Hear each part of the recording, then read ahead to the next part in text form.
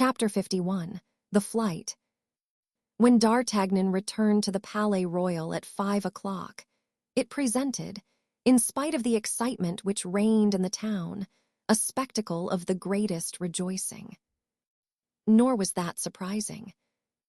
The Queen had restored Broussel and Blancmesnil to the people, and had therefore nothing to fear, since the people had nothing more just then to ask for.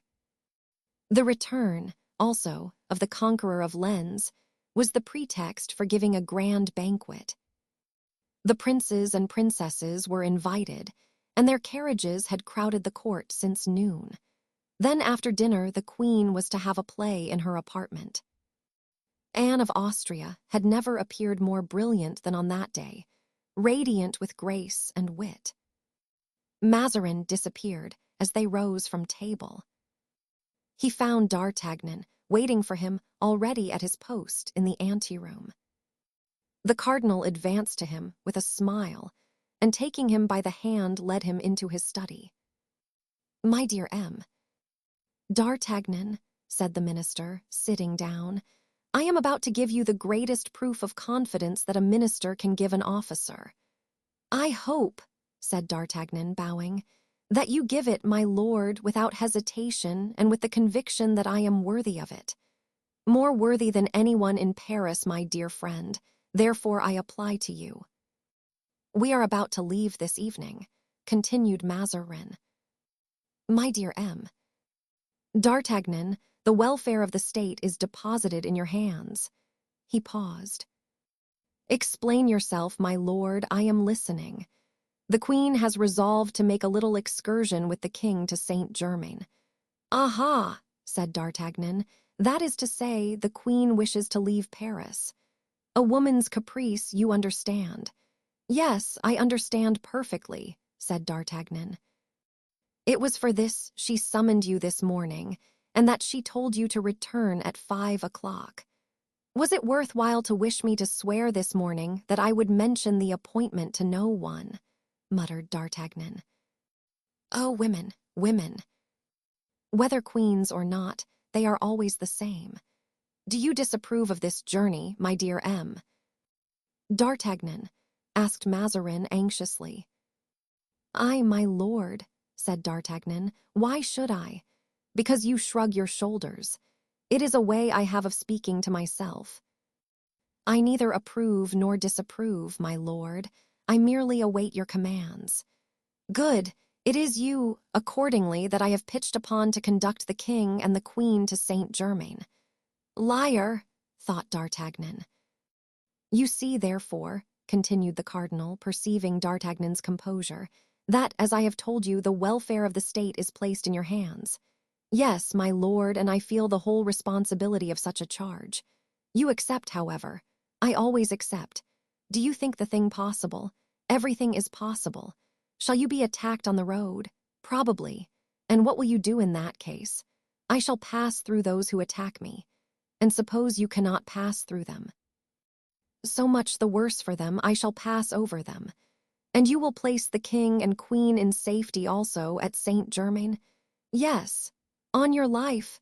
"On my life." "You are a hero, my friend," said Mazarin, gazing at the musketeer with admiration. D'Artagnan smiled. "And I?"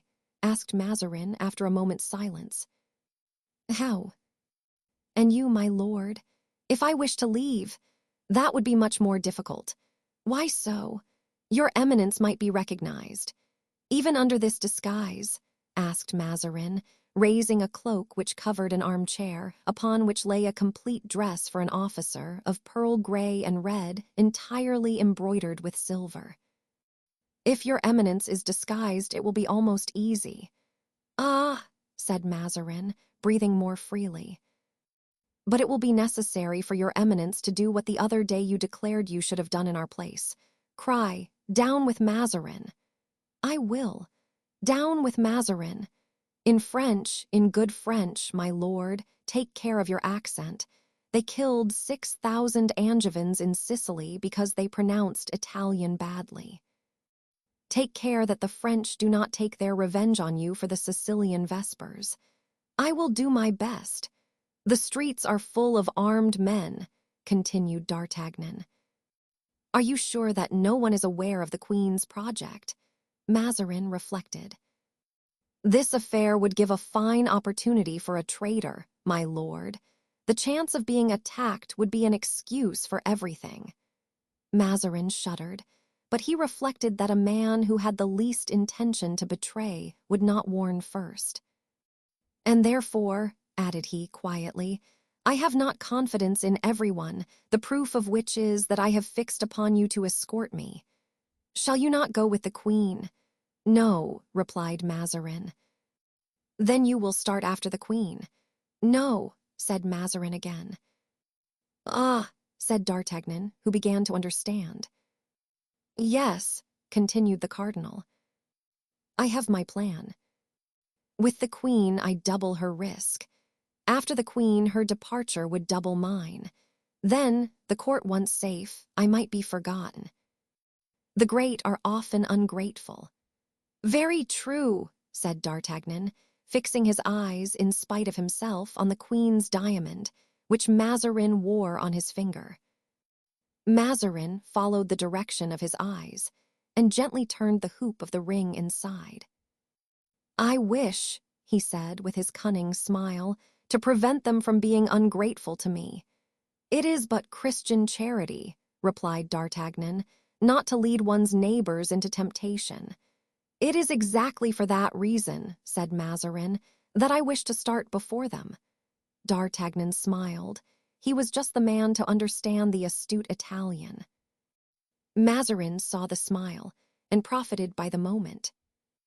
You will begin, therefore, by taking me first out of Paris, will you not, my dear M? D'Artagnan. A difficult commission, my lord, replied D'Artagnan, resuming his serious manner. But, said Mazarin, you did not make so many difficulties with regard to the king and queen. The king and the queen are my king and queen, replied the musketeer. My life is theirs, and I must give it for them. If they ask it, what have I to say? That is true, murmured Mazarin in a low tone. But as thy life is not mine, I suppose I must buy it, must I not? And sighing deeply, he began to turn the hoop of his ring outside again. D'Artagnan smiled. These two men met at one point, and that was cunning. Had they been actuated equally by courage, the one would have done great things for the other. But also, said Mazarin, you must understand that if I ask this service from you, it is with the intention of being grateful. Is it still only an intention, your eminence? Asked D'Artagnan. Stay, said Mazarin, drawing the ring from his finger. My dear D'Artagnan, there is a diamond which belonged to you formerly. It is but just it should return to you. Take it, I pray. D'Artagnan spared Mazarin the trouble of insisting, and after looking to see if the stone was the same and assuring himself of the purity of its water, he took it and passed it on his finger with indescribable pleasure. I valued it much, said Mazarin, giving a last look at it. Nevertheless, I give it to you with great pleasure. And I, my lord, said D'Artagnan, accept it as it is given. Come, let us speak of your little affairs.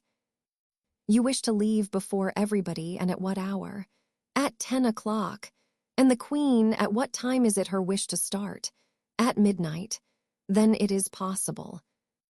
I can get you out of Paris and leave you beyond the barriere, and can return for her. Capital, but how will you get me out of Paris?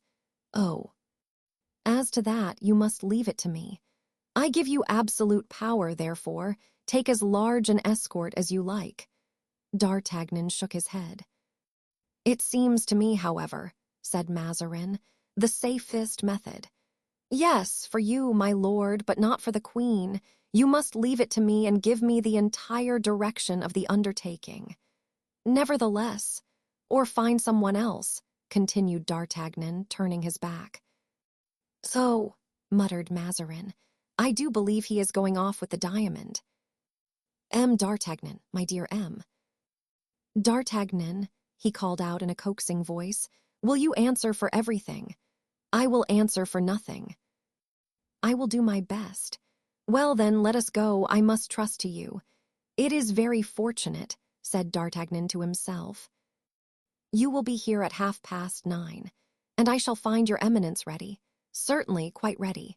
Well then, it is a settled thing, and now, my lord, will you obtain for me an audience with the Queen? For what purpose? I wish to receive Her Majesty's commands from her own lips. She desired me to give them to you. She may have forgotten something. You really wish to see her. It is indispensable, my lord. Mazarin hesitated for one instant, but D'Artagnan was firm. Come, then, said the minister. I will conduct you to her, but remember, not one word of our conversation. What has passed between us concerns ourselves alone, my lord, replied D'Artagnan. Swear to be mute. I never swear, my lord, I say yes or no, and as I am a gentleman, I keep my word. Come, then, I see that I must trust unreservedly to you. Believe me, my lord, it will be your best plan. Come, said Mazarin, conducting D'Artagnan into the Queen's oratory and desiring him to wait there. He did not wait long, for in 5 minutes the Queen entered in full gala costume. Thus dressed, she scarcely appeared 35 years of age. She was still exceedingly handsome. It is you, Monsieur D'Artagnan, she said, smiling graciously. I thank you for having insisted on seeing me. I ought to ask your Majesty's pardon, but I wish to receive your commands from your own mouth. Do you accept the commission which I have entrusted to you? With gratitude. Very well, be here at midnight. I will not fail. Monsieur D'Artagnan, continued the Queen, I know your disinterestedness too well to speak of my own gratitude at such a moment, but I swear to you that I shall not forget this second service as I forgot the first. Your Majesty is free to forget or to remember as it pleases you, and I know not what you mean, said D'Artagnan, bowing. Go, sir, said the Queen, with her most bewitching smile.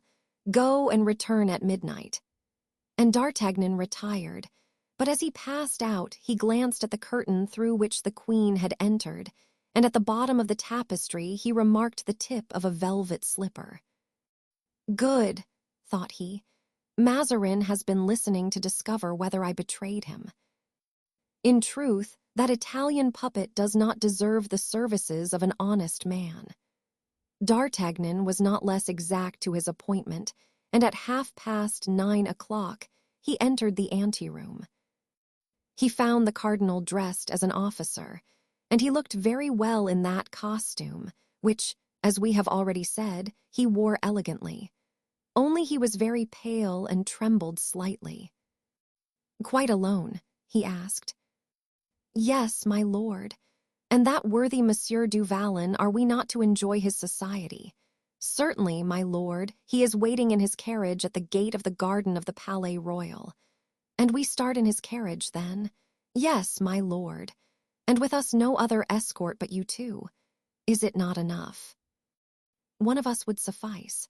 Really, my dear Monsieur D'Artagnan, said the cardinal, your coolness startles me. I should have thought, on the contrary, that it ought to have inspired you with confidence. And Bernouin, do I not take him with me? There is no room for him, he will rejoin your Eminence. Let us go, said Mazarin, since everything must be done as you wish.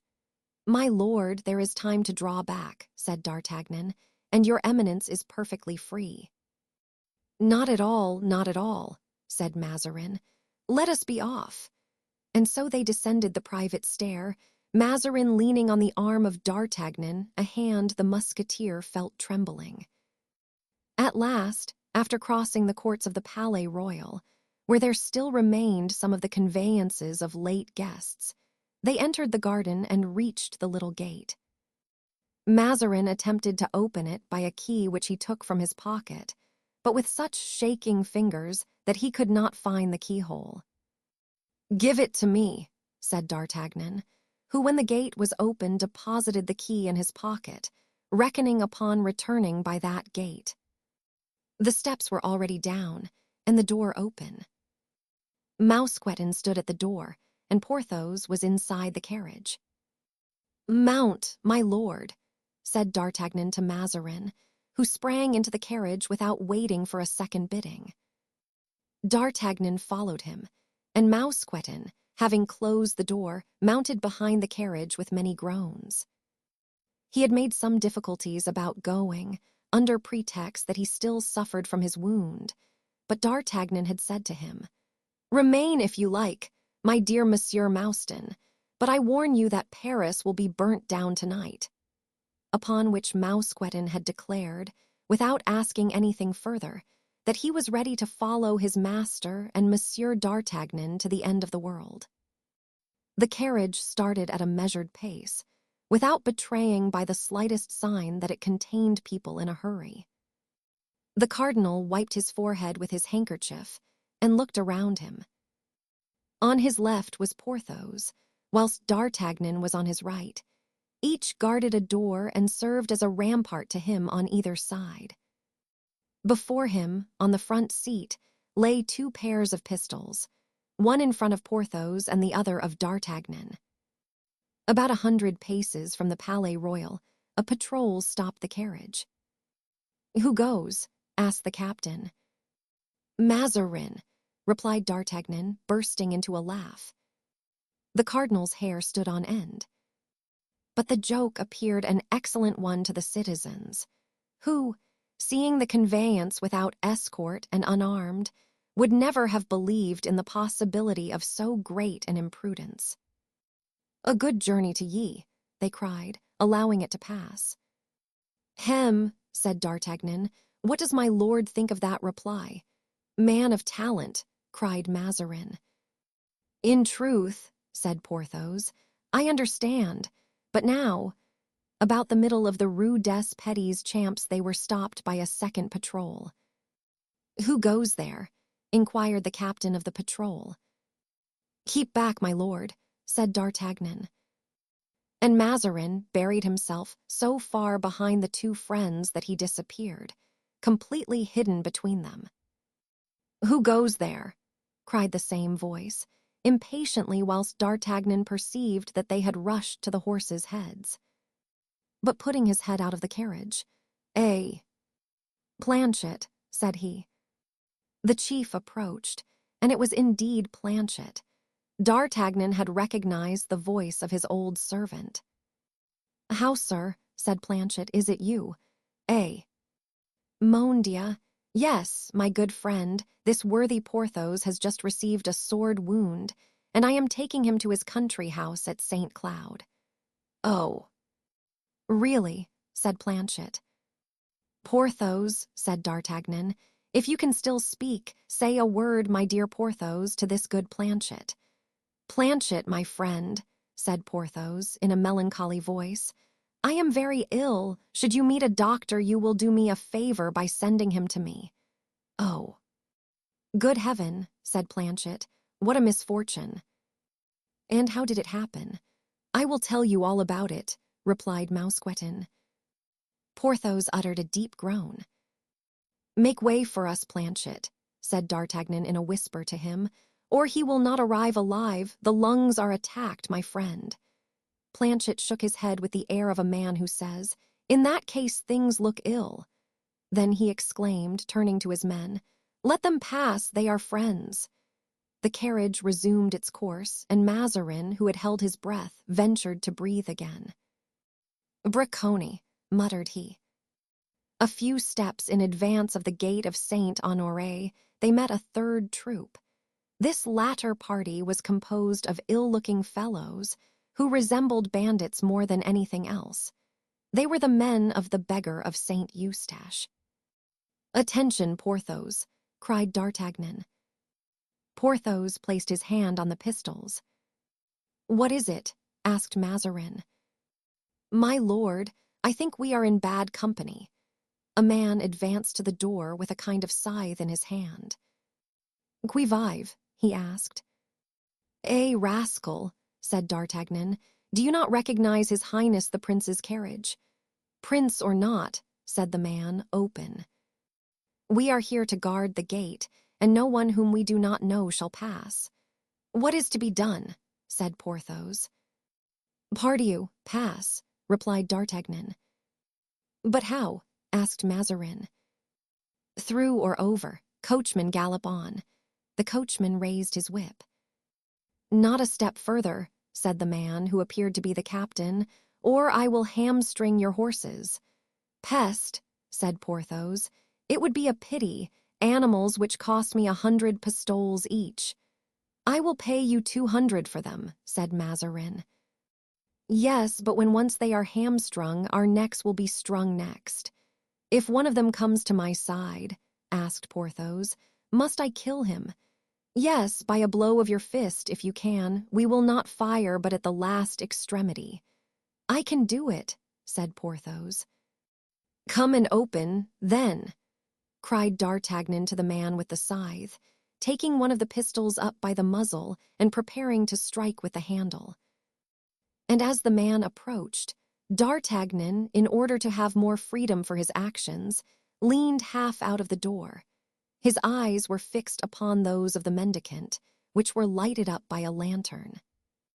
Without doubt he recognized D'Artagnan, for he became deadly pale.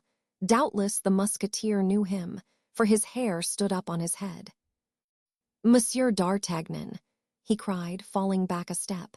It is Monsieur D'Artagnan. Let him pass. D'Artagnan was perhaps about to reply, when a blow, similar to that of a mallet falling on the head of an ox, was heard. The noise was caused by Porthos, who had just knocked down his man.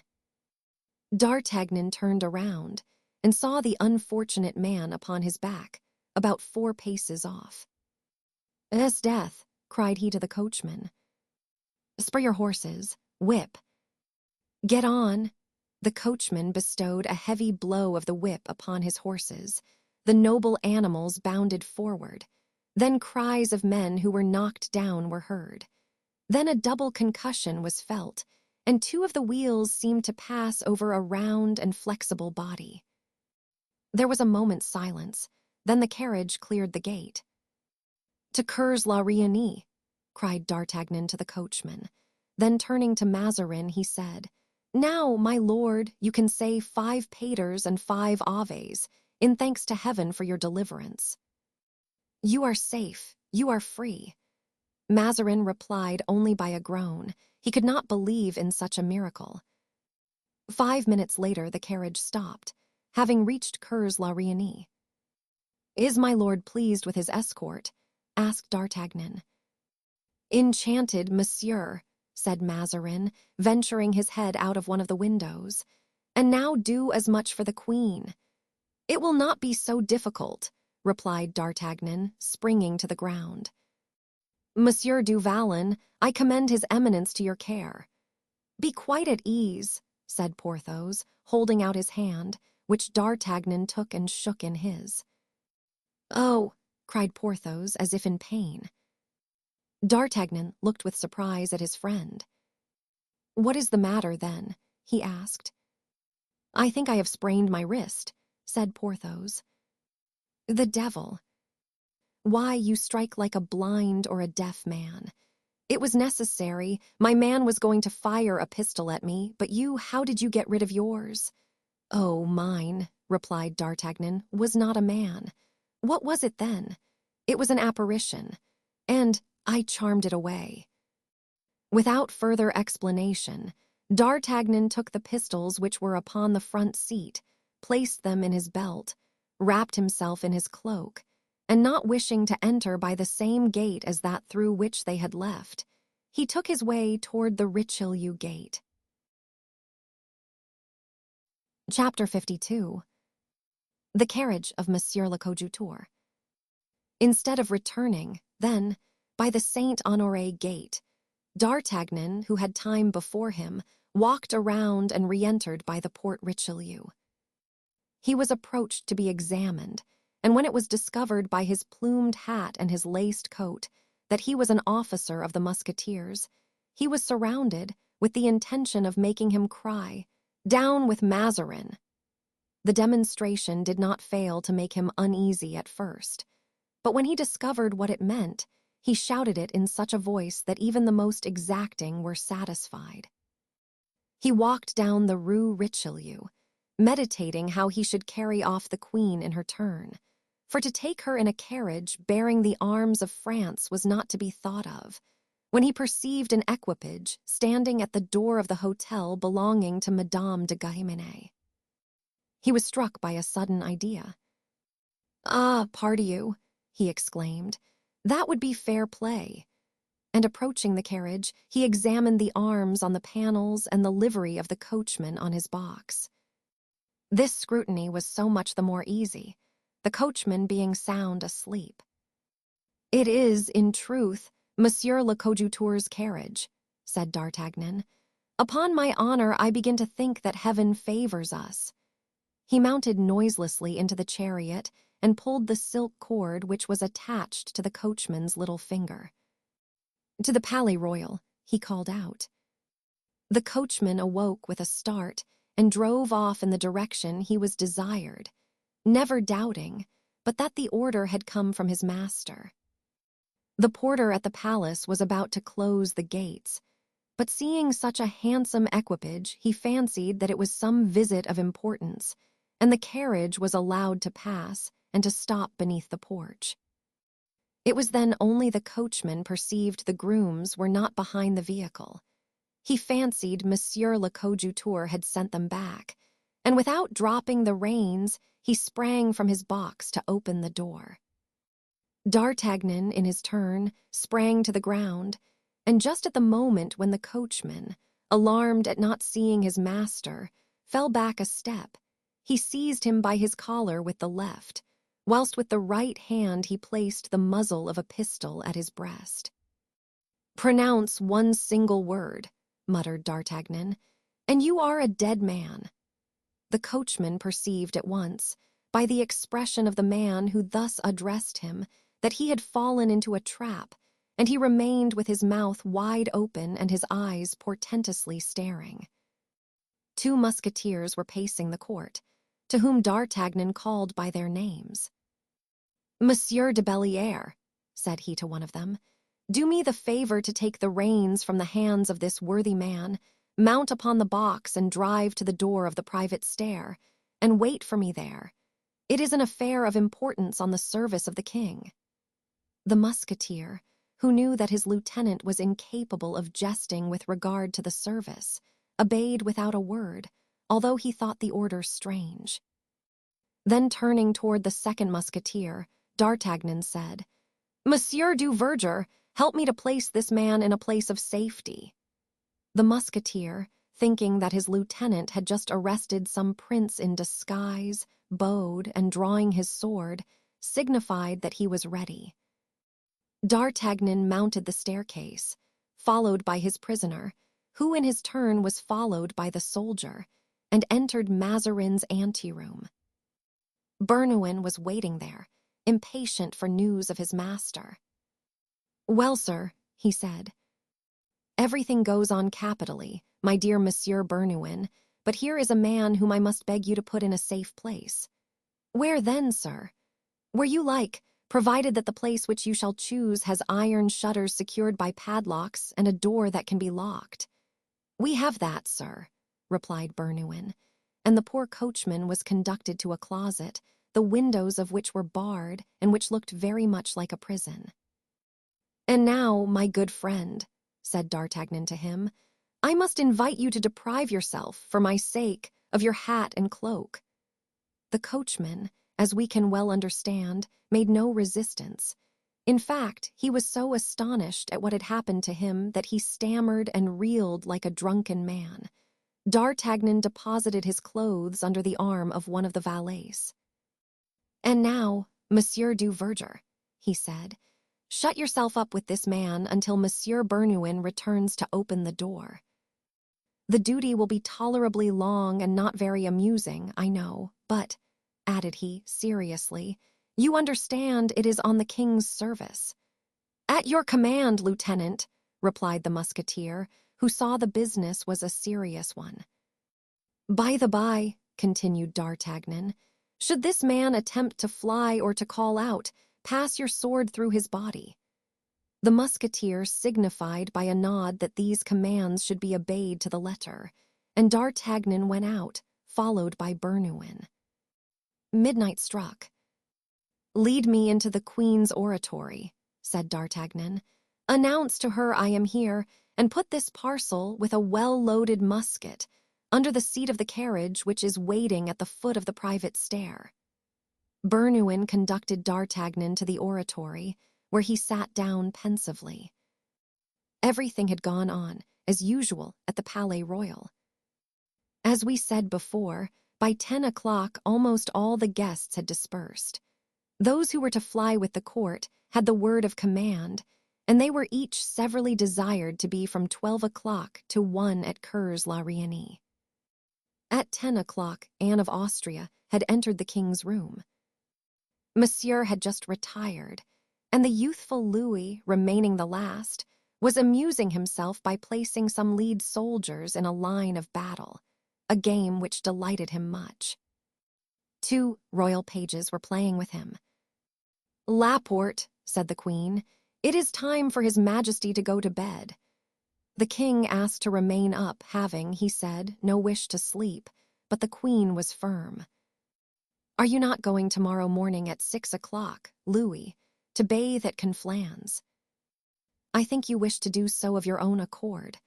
"You are right, madame," said the king, "and I am ready to retire to my room when you have kissed me.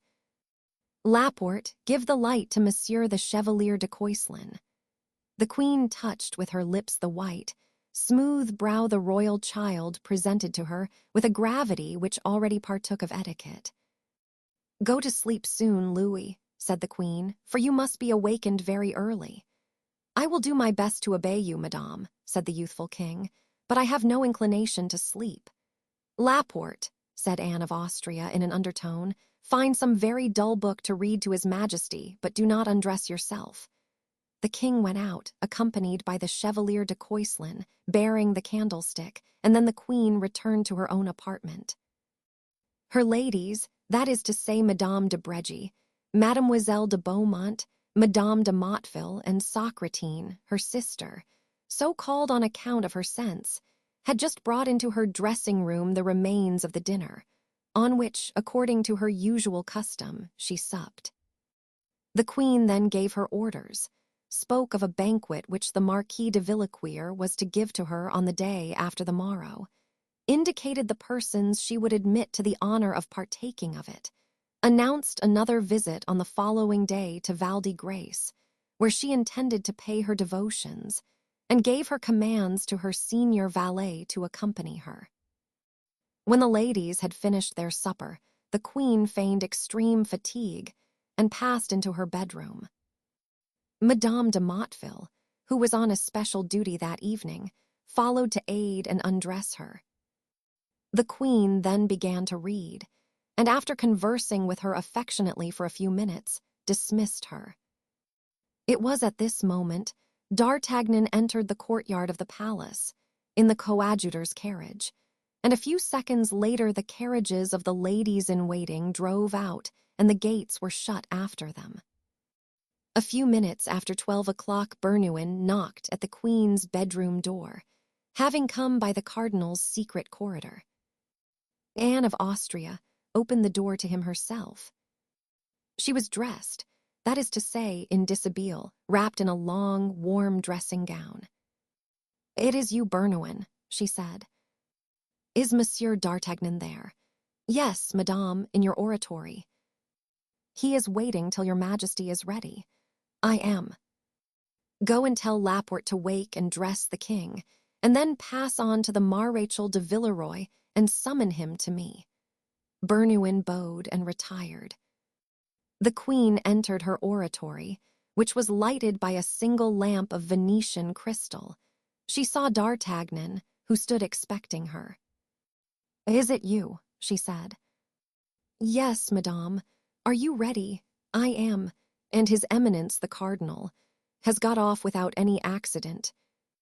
He is awaiting your Majesty at Cours-la-Reine. But in what carriage do we start? I have provided for everything. A carriage below is waiting for your Majesty.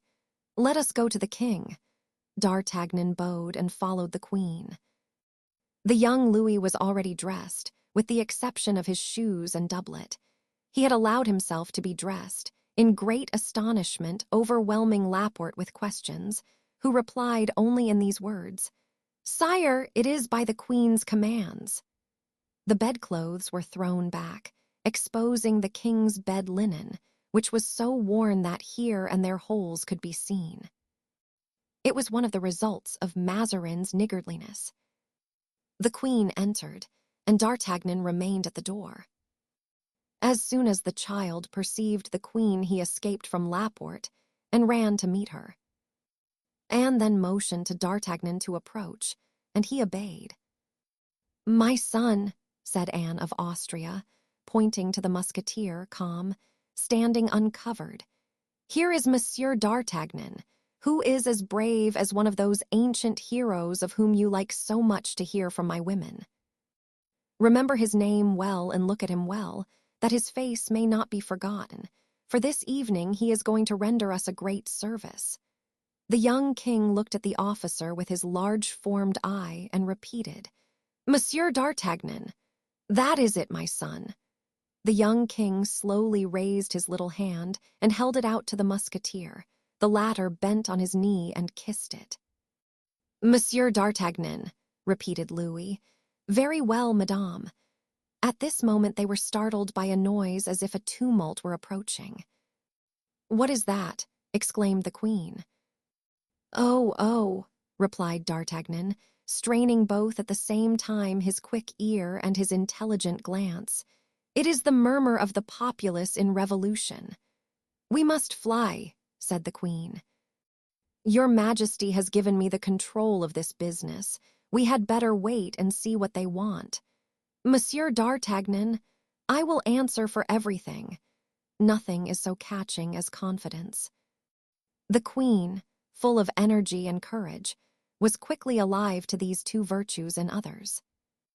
"Do as you like," she said. "I rely upon you. Will your Majesty permit me to give orders in your name throughout this business?" "Command, sir. What do the people want this time?" demanded the king.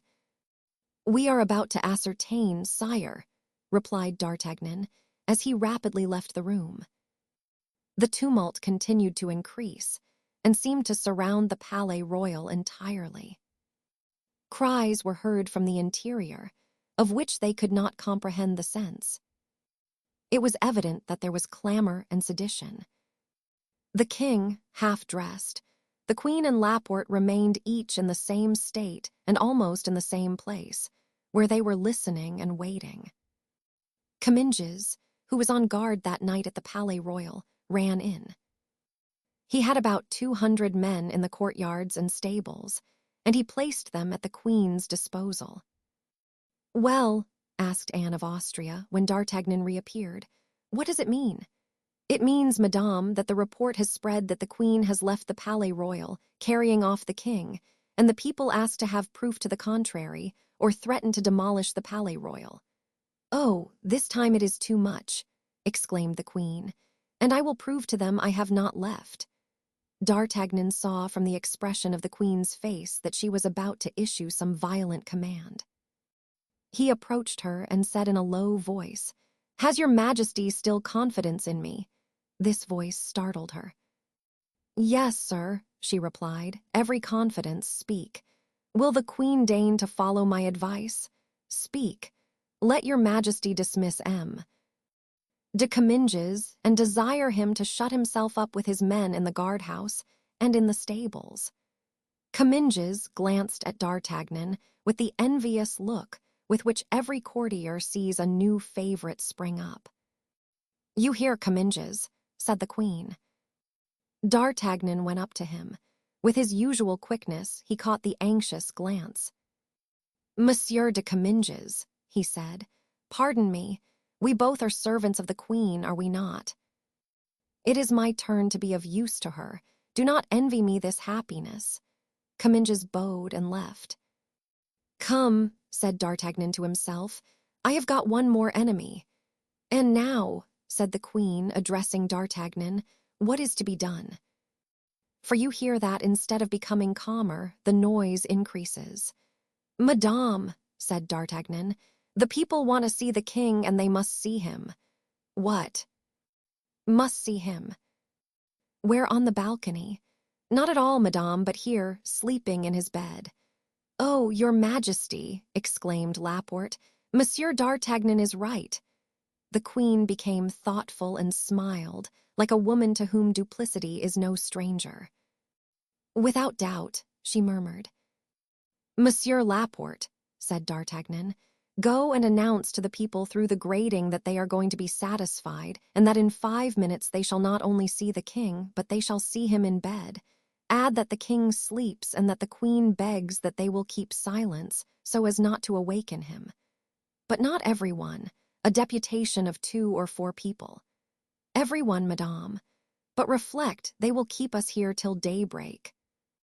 It shall take but a quarter of an hour. I answer for everything, madame.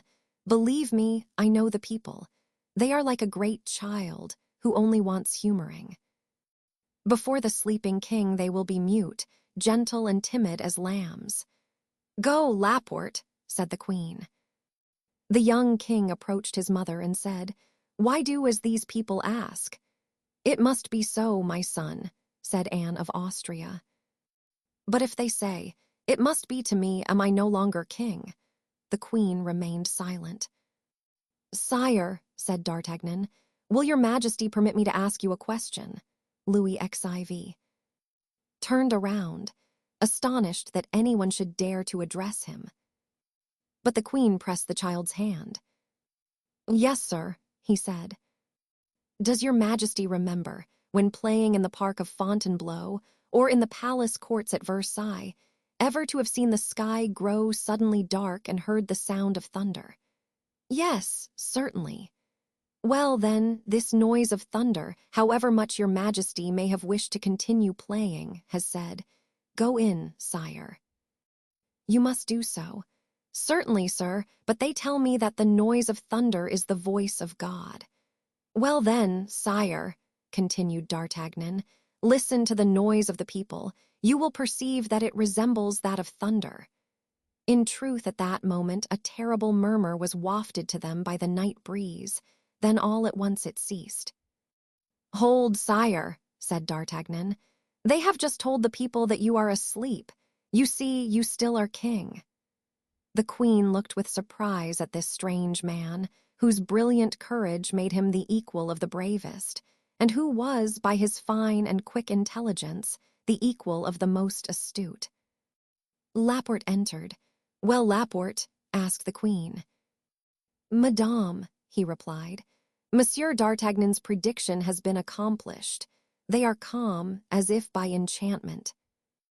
The doors are about to be opened, and in 5 minutes they will be here. Laporte, said the queen, suppose you put one of your sons in the king's place. We might be off during the time. If your majesty desires it, said Laporte, my sons, like myself, are at the queen's service. Not at all, said d'Artagnan. Should one of them know his majesty and discover but a substitute, all would be lost. You are right, sir, always right, said Anne of Austria. Laporte, place the king in bed. Laporte placed the king, dressed as he was, in the bed, and then covered him as far as the shoulders with the sheet. The queen bent over him and kissed his brow. Pretend to sleep, Louis, said she. Yes, said the king, but I do not wish to be touched by any of those men. Sire, I am here, said d'Artagnan, and I give you my word that if a single man has the audacity, his life shall pay for it. And now what is to be done? Asked the queen, for I hear them. Monsieur Laporte, go to them and again recommend silence. Madame, wait at the door, whilst I shall be at the head of the king's bed, ready to die for him. Laporte went out. The queen remained standing near the hangings, whilst d'Artagnan glided behind the curtains. Then the heavy and collected steps of a multitude of men were heard, and the queen herself raised the tapestry hangings and put her finger on her lips. On seeing the queen, the men stopped short respectfully. Enter, gentlemen, enter, said the queen. There was then amongst that crowd a moment's hesitation, which looked like shame. They had expected resistance, They had expected to be thwarted, to have to force the gates, to overturn the guards. The gates had opened of themselves, and the king, ostensibly at least, had no other guard at his bed head but his mother. The foremost of them stammered and attempted to fall back. "Enter, gentlemen," said Laporte, "since the queen desires you so to do." Then one more bold than the rest ventured to pass the door and to advance on tiptoe. This example was imitated by the rest, until the room filled silently, as if these men had been the humblest, most devoted courtiers. Far beyond the door, the heads of those who were not able to enter could be seen, all craning to their utmost height to try and see. D'Artagnan saw it all through an opening he had made in the curtain, and in the very first man who entered he recognized Planchet. "Sir," said the queen to him, thinking he was the leader of the band, "you wish to see the king, and therefore I determined to show him to you myself. Approach and look at him, and say if we have the appearance of people who wish to run away." "No, certainly," replied Planchet, rather astonished at the unexpected honor conferred upon him. "You will say, then, to my good and faithful Parisians," continued Anne, with a smile, the expression of which did not deceive D'Artagnan, "that you have seen the king in bed, asleep, and the queen also ready to retire. I shall tell them, madame, and those who accompany me will say the same thing. But what?" asked Anne of Austria. "Will your majesty pardon me," said Planchet, "but is it really the king who is lying there?" Anne of Austria started. "If," she said, "there is one among you who knows the king, let him approach and say whether it is really his majesty lying there." A man wrapped in a cloak, in the folds of which his face was hidden, approached and leaned over the bed and looked. For 1 second, D'Artagnan thought the man had some evil design, and he put his hand to his sword. But in the movement made by the man in stooping, a portion of his face was uncovered, and D'Artagnan recognized the coadjutor. "It is certainly the king," said the man, rising again. "God bless his majesty." "Yes," repeated the leader in a whisper, "God bless his majesty." And all these men, who had entered enraged, passed from anger to pity and blessed the royal infant in their turn. "Now," said Planchet, "let us thank the queen." "My friends, retire." They all bowed, and retired by degrees as noiselessly as they had entered. Planchet, who had been the first to enter, was the last to leave. The queen stopped him. "What is your name, my friend?" she said. Planchet, much surprised at the inquiry, turned back. "Yes," continued the queen, "I think myself as much honored to have received you this evening as if you had been a prince, and I wish to know your name." "Yes," thought Planchet, "to treat me as a prince." "No, thank you." D'Artagnan trembled lest Planchet, seduced like the crow in the fable, should tell his name, and that the queen, knowing his name, would discover that Planchet had belonged to him. "Madame," replied Planchet respectfully, "I am called Doulerier at your service." "Thank you, Monsieur Doulerier," said the queen, "and what is your business?" "Madame, I am a clothier in the Rue Bourdonnais." "That is all I wish to know," said the queen. "Much obliged to you, Monsieur Doulerier." "You will hear again from me." "Come, come," thought D'Artagnan, emerging from behind the curtain. "Decidedly Monsieur Planchet is no fool. It is evident he has been brought up in a good school." The different actors in this strange scene remained facing one another, without uttering a single word. The queen standing near the door, D'Artagnan half out of his hiding place, the king raised on his elbow, ready to fall down on his bed again at the slightest sound that would indicate the return of the multitude. But instead of approaching, the noise became more and more distant, and very soon it died entirely away. The queen breathed more freely. D'Artagnan wiped his damp forehead, and the king slid off his bed, saying, Let us go." At this moment Laporte reappeared. "Well," asked the queen. "Well, madame," replied the valet, "I followed them as far as the gates."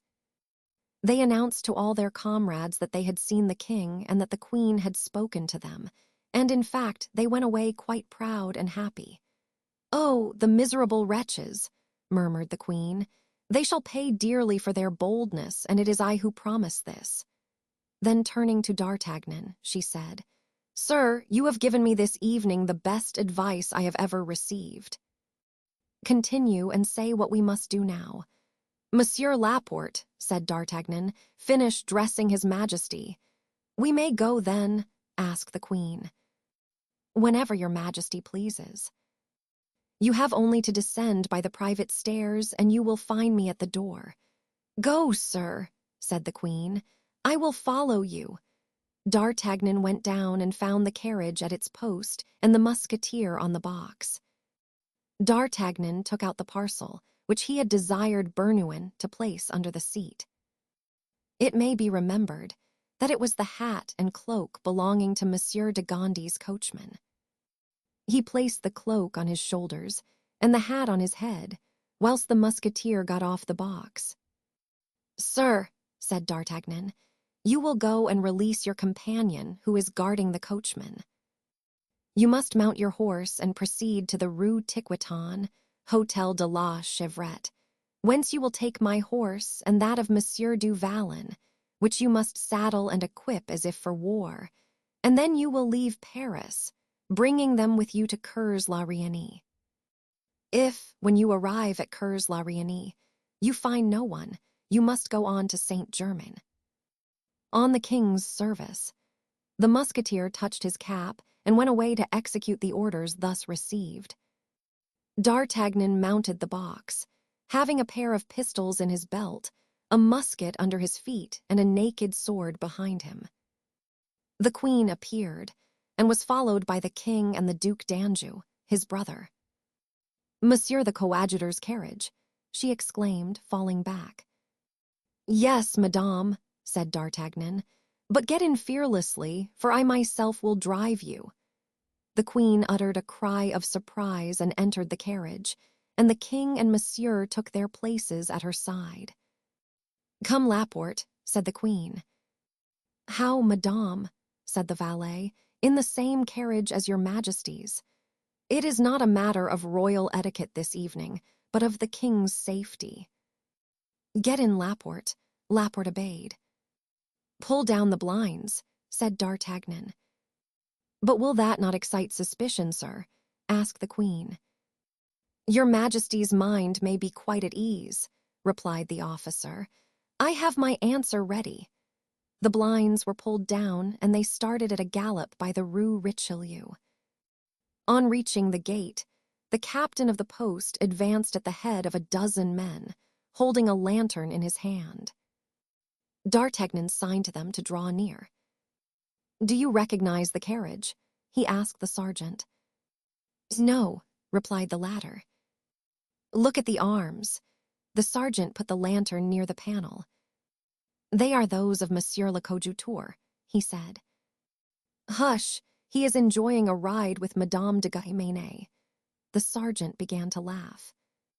"Open the gate," he cried. "I know who it is." Then putting his face to the lowered blinds, he said, "I wish you joy, my lord." "Impudent fellow," cried D'Artagnan, "you will get me turned off." The gate groaned on its hinges, and D'Artagnan, seeing the way clear, whipped his horses, who started at a canter, and 5 minutes later they had rejoined the cardinal. "Mousqueton," exclaimed D'Artagnan, "draw up the blinds of his majesty's carriage." "It is he," cried Porthos. "Disguised as a coachman," exclaimed Mazarin. "And driving the coadjutor's carriage," said the queen. "Corpo di Dio, Monsieur d'Artagnan," said Mazarin, "you are worth your weight in gold." Chapter 53. How D'Artagnan and Porthos earned by selling straw. Mazarin was desirous of setting out instantly for Saint-Germain, but the queen declared that she should wait for the people whom she had appointed to meet her. However, she offered the Cardinal Laporte's place, which he accepted and went from one carriage to the other. It was not without foundation that a report of the king's intention to leave Paris by night had been circulated. 10 or 12 persons had been in the secret since 6 o'clock, and howsoever great their prudence might be, they could not issue the necessary orders for the departure without suspicion being generated. Besides, each individual had one or two others for whom he was interested, and as there could be no doubt but that the queen was leaving Paris full of terrible projects of vengeance, everyone had warned parents and friends of what was about to transpire, so that the news of the approaching exit ran like a train of lighted gunpowder along the streets. The first carriage which arrived after that of the queen was that of the Prince de Condé, with the princess and dowager princess. Both these ladies had been awakened in the middle of the night and did not know what it all was about.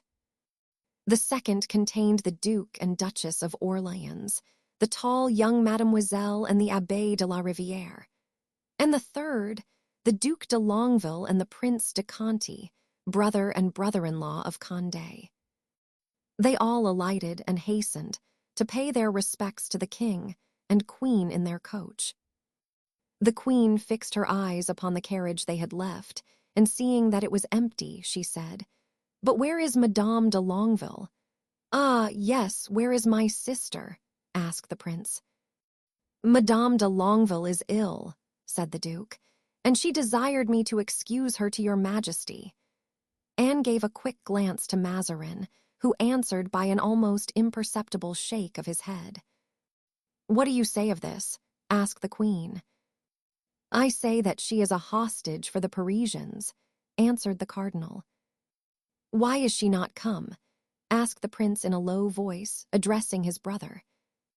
"Silence," whispered the duke. "She has her reasons." "She will ruin us," returned the prince. "She will save us," said Conti. Carriages now arrived in crowds. Those of the Maréchal de Villeroy, Guitant, Villequier, and Comminges came into the line. The 2 musketeers arrived in their turn, holding the horses of D'Artagnan and Porthos in their hands.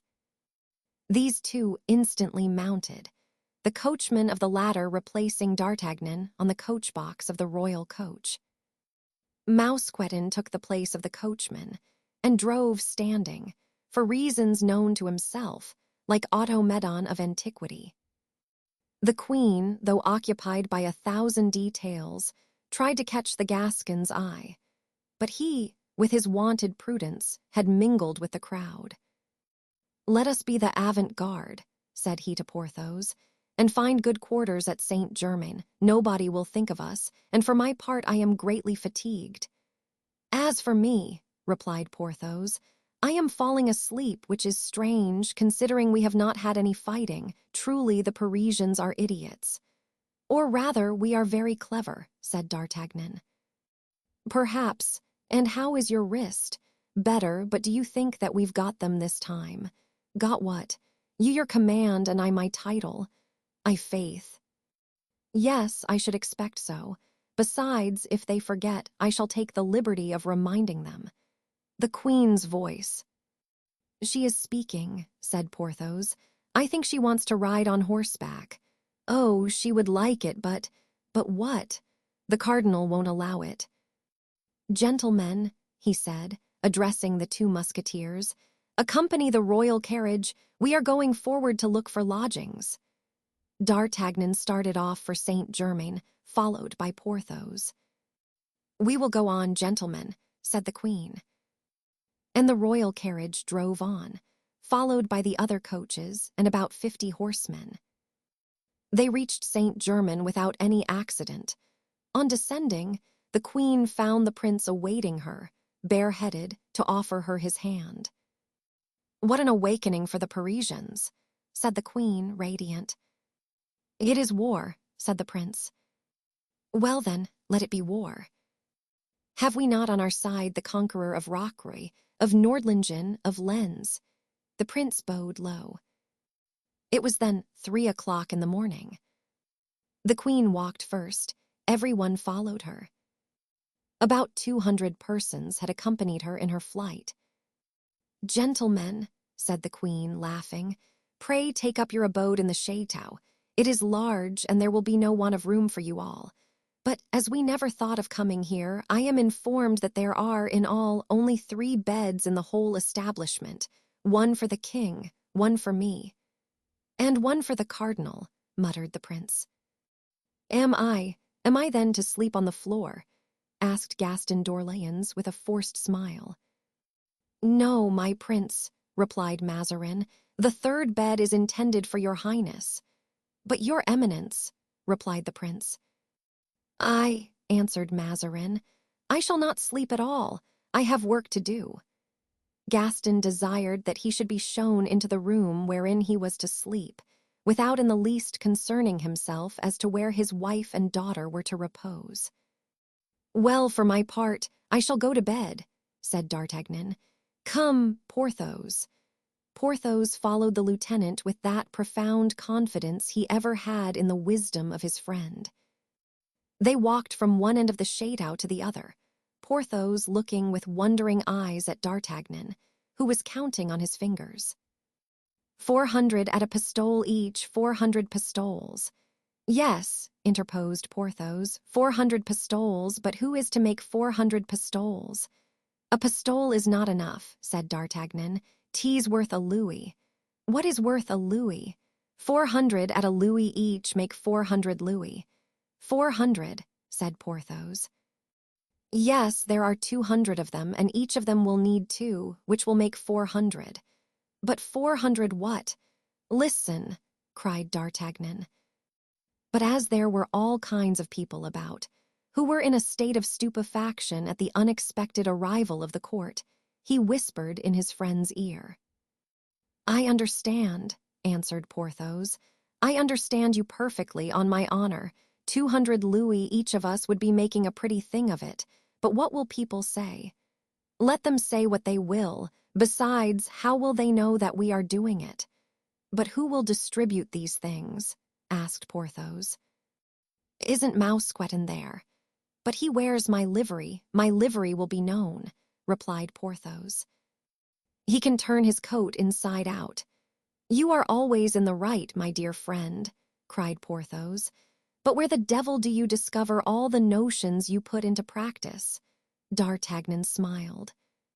The two friends turned down the first street they came to. Porthos knocked at the door of a house to the right, whilst D'Artagnan knocked at the door of a house to the left. "Some straw," they said. "Sir, we don't keep any," was the reply of the people who opened the doors. "But please ask at the hay dealer S." "Where is the hay dealer S?" "At the last large door in the street." "Are there any other people in Saint-Germain who sell straw?" "Yes, there's the landlord of the Lamb and Gros Louis the farmer. They both live in the Rue des Ursulines." "Very well." D'Artagnan went instantly to the hay dealer and bargained with him for 150 trusses of straw, which he obtained, at the rate of 3 pistoles each. He went afterward to the innkeeper and bought from him 200 trusses at the same price. Finally, Farmer Louis sold them 80 trusses, making in all 430. There was no more to be had in Saint-Germain.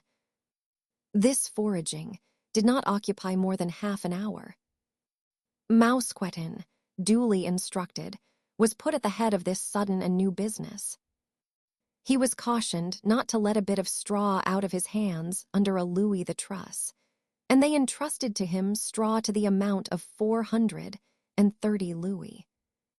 D'Artagnan, taking with him 3 trusses of straw, returned to the chateau, where everybody, freezing with cold and more than half asleep, envied the king, the queen, and the Duke of Orleans on their camp beds. The lieutenant's entrance produced a burst of laughter in the great drawing-room, but he did not appear to notice that he was the object of general attention, but began to arrange, with so much cleverness, nicety, and gaiety, his straw bed, that the mouths of all these poor creatures, who could not go to sleep, began to water. "Straw," they all cried out, "straw. Where is there any to be found?" "I can show you," answered the Gascon. And he conducted them to Mousqueton, who freely distributed the trusses at the rate of a louis apiece. It was thought rather dear, but people wanted to sleep, and who would not give even 2 or 3 louis for a few hours of sound sleep? D'Artagnan gave up his bed to anyone who wanted it, making it over about a dozen times. And since he was supposed to have paid, like the others, a louis for his truss of straw, he pocketed in that way 30 louis in less than half an hour. At 5 o'clock in the morning, the straw was worth 80 francs a truss, and there was no more to be had. D'Artagnan had taken the precaution to set apart 4 trusses for his own use.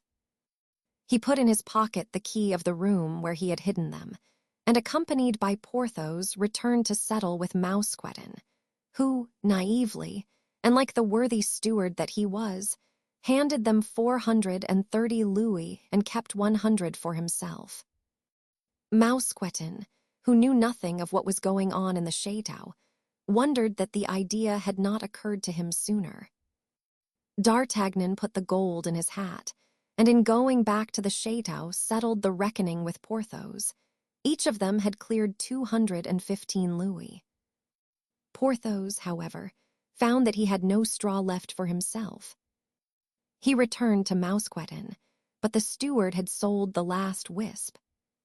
He then repaired to D'Artagnan, who, thanks to his 4 trusses of straw, was in the act of making up and tasting, by anticipation, the luxury of a bed so soft, so well stuffed at the head, so well covered at the foot, that it would have excited the envy of the king himself, if his majesty had not been fast asleep in his own. D'Artagnan could on no account consent to pull his bed to pieces again for Porthos, but for a consideration of 4 louis that the latter paid him for it, he consented that Porthos should share his couch with him. He laid his sword at the head, his pistols by his side, stretched his cloak over his feet, placed his felt hat on the top of his cloak, and extended himself luxuriously on the straw, which rustled under him.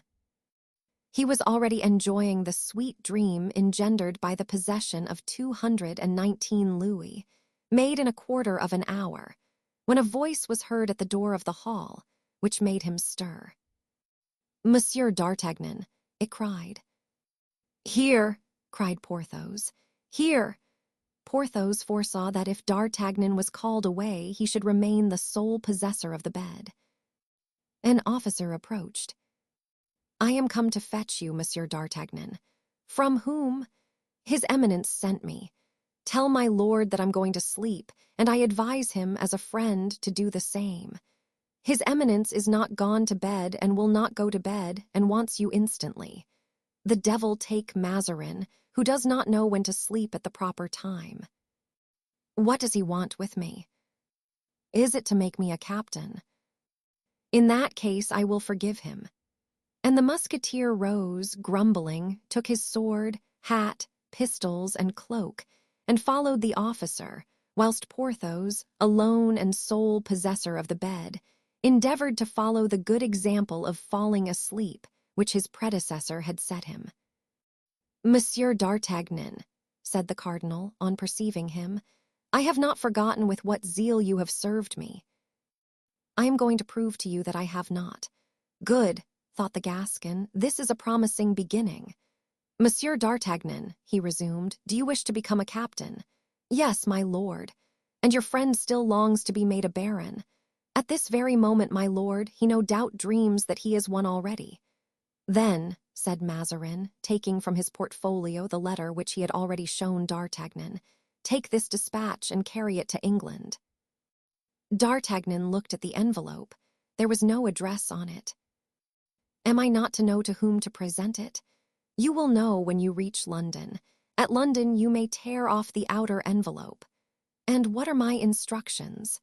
"To obey in every particular the man to whom this letter is addressed." You must set out for Boulogne.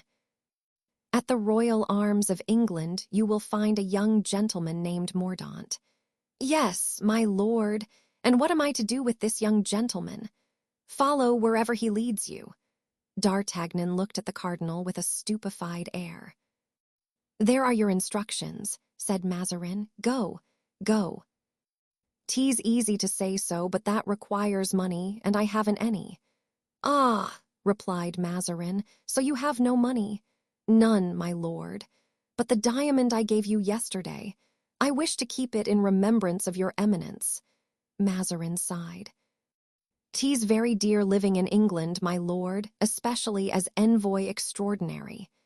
Zounds, replied Mazarin, the people there are very sedate, and their habits, since the Revolution, simple, but no matter. He opened a drawer and took out a purse. What do you say to 1,000 crowns? D'Artagnan pouted out his lower lip in a most extraordinary manner. I reply, my lord, 'tis but little, as certainly I shall not go alone. I suppose not. Monsieur du Vallon, that worthy gentleman, for with the exception of yourself, Monsieur d'Artagnan, there's not a man in France that I esteem and love so much as him. Then, my lord, replied D'Artagnan, pointing to the purse which Mazarin still held, if you love and esteem him so much, you understand me. Be it so. On his account I add 200 crowns. Scoundrel, muttered D'Artagnan. But on our return, he said aloud, may we, that is, my friend and I, depend on having he his barony and I my promotion. On the honor of Mazarin. I should like another sort of oath better, said D'Artagnan to himself. Then aloud, may I not offer my duty to Her Majesty the Queen? Her Majesty is asleep and you must set off directly, replied Mazarin. Go, pray, sir. One word more, my lord. If there's any fighting where I'm going, must I fight? You are to obey the commands of the personage to whom I have addressed the enclosed letter. 'Tis well, said D'Artagnan, holding out his hand to receive the money. I offer my best respects and services to you, my lord. D'Artagnan then, returning to the officer, said, Sir, have the kindness also to awaken Monsieur du Vallon and to say 'tis by his eminence's order, and that I shall await him at the stables. The officer went off with an eagerness that showed the Gascon that he had some personal interest in the matter. Porthos was snoring, most musically, when someone touched him on the shoulder. I come from the cardinal, said the officer. Hey-o, said Porthos, opening his large eyes. What have you got to say? That his eminence has ordered you to England, and that Monsieur d'Artagnan is waiting for you in the stables. Porthos sighed heavily, arose, took his hat, his pistols, and his cloak, and departed, casting a look of regret upon the couch where he had hoped to sleep so well. No sooner had he turned his back than the officer laid himself down in it, and he had scarcely crossed the threshold before his successor, in his turn, was snoring immoderately. It was very natural, he being the only person in the whole assemblage, except the king, the queen, and the Duke of Orleans, who slept gratuitously.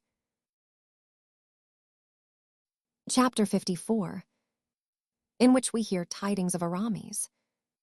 D'Artagnan went straight to the stables. Day was just dawning. He found his horse, and that of Porthos fastened to the manger, but to an empty manger. He took pity on these poor animals and went to a corner of the stable, where he saw a little straw.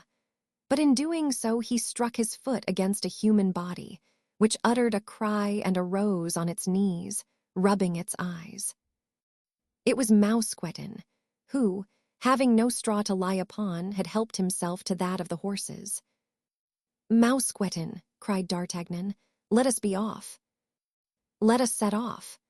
Mousqueton, recognizing the voice of his master's friend, got up suddenly, and in doing so let fall some louis which he had appropriated to himself illegally during the night. Ho! Ho! Exclaimed D'Artagnan, picking up a louis and displaying it. Here's a louis that smells confoundedly of straw. Mousqueton blushed so confusedly that the Gascon began to laugh at him and said, "Porthos would be angry, my dear Monsieur Mousqueton, but I pardon you. Only let us remember that this gold must serve us as a joke. So be gay, come along." Mousqueton instantly assumed a jovial countenance, saddled the horses quickly, and mounted his own without making faces over it. Whilst this went on, Porthos arrived with a very cross look on his face, and was astonished to find the lieutenant resigned and Mousqueton almost merry. "Ah, that's it," he cried. "You have your promotion and I my barony." "We are going to fetch our brevets," said D'Artagnan, "and when we come back, Master Mazarin will sign them." "And where are we going?" asked Porthos. "To Paris first. I have affairs to settle." And they both set out for Paris. On arriving at its gates, they were astounded to see the threatening aspect of the capital. Around a broken-down carriage, the people were uttering imprecations, whilst the persons who had attempted to escape were made prisoners. That is to say, an old man and 2 women. On the other hand, as the 2 friends approached to enter, they showed them every kind of civility, thinking them deserters from the royal party and wishing to bind them to their own. "What is the king doing?" they asked. "He is asleep, and the Spanish woman, dreaming, and the cursed Italian. He is awake, so keep on the watch. As they are gone away, it's for some purpose, rely on it." "But as you are the strongest, after all," continued D'Artagnan, "don't be furious with old men and women, and keep your wrath for more appropriate occasions." The people listened to these words and let go the ladies, who thanked D'Artagnan with an eloquent look. "Now, onward," cried the Gascon. And they continued their way, crossing the barricades, getting the chains about their legs, pushed about, questioning and questioned. In the place of the Palais Royal, D'Artagnan saw a sergeant, who was drilling 600 or 700 citizens. It was Planchet, who brought into play profitably the recollections of the regiment of Piedmont. In passing before D'Artagnan, he recognized his former master. "Good day, Monsieur D'Artagnan," said Planchet proudly. "Good day, Monsieur Dulerier," replied D'Artagnan. Planchet stopped short, staring at D'Artagnan. The first row, seeing their sergeant stopped in their turn, and so on to the very last.